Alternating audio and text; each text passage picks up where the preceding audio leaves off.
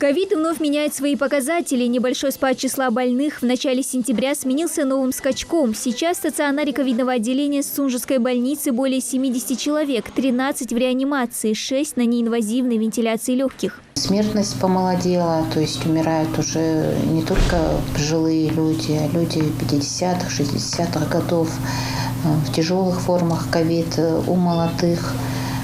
Недавно мы пролечили молодого человека, 32 года, в тяжелой форме перенес ковид, критическое КТ было у него, и таких довольно много.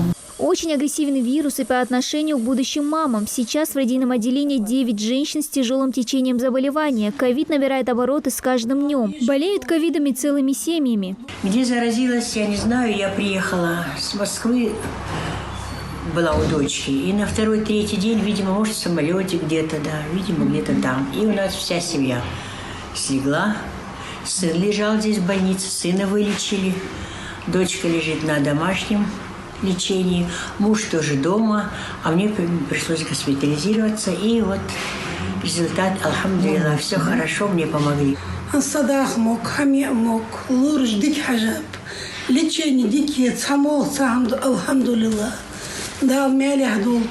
Новые штаммы сильно влияют на агрессивное течение ковида. Инкубационный период сокращается. Вирус теперь бьет не только по легким, но и сердцу, головному мозгу и другим органам тела. Восстановительный период после выздоровления сопровождается многими побочными эффектами – слабостью, головокружением, одышкой. Врачи предупреждают земляков. Вирус коварен, и рост заболевания, по их словам, связан с халатностью жителей региона. Мы не соблюдаем санэпидрежим, тем, что в нашей республике массово отказываются от прививок.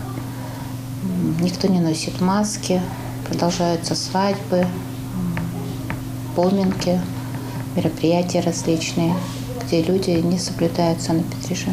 Еще одна причина скачка заболеваний – отказ от вакцинации. Многие, попавшие в стационар, прививку от ковида не сделали. А вы прививку делали? Нет, прививку я не делала. Я не успела сделать прививку, заболела.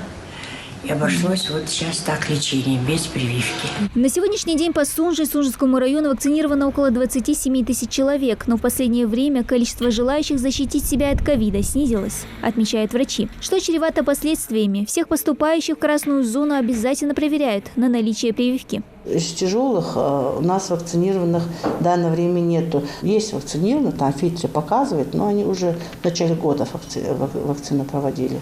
Антитела, выработанные благодаря прививке, некоторое время держатся на высоком уровне, но со временем их количество снижается. В условиях сегодняшней эпидобстановки медики советуют проходить повторную вакцинацию с интервалом в полгода. Ее в свое время не успела провести и Лейла Евлоева. Врач вспоминает, как тяжело проходило заболевание. Вакцинацию сделала в январе, и уже надо было вакцинироваться, пора ревакцинацию делать. Я ушла в отпуск. И после отпуска я все равно дома, никуда не собиралась уезжать.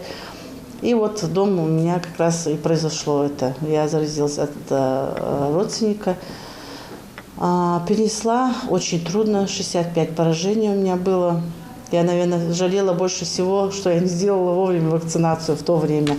Гамковид, Спутник Ви, Лайт, Ковивак. Все вакцины здесь в наличии. Желающим сделать прививку нужно лишь прийти в больницу. И никакого самолечения, призывают медики. При любых симптомах, кашле, температуры, слабости, тошноты тут же обращаться в ковидный центр. Номера горячей линии можно узнать на сайтах больниц. Дана Плиева, Асхаб Белакиев, Новости 24.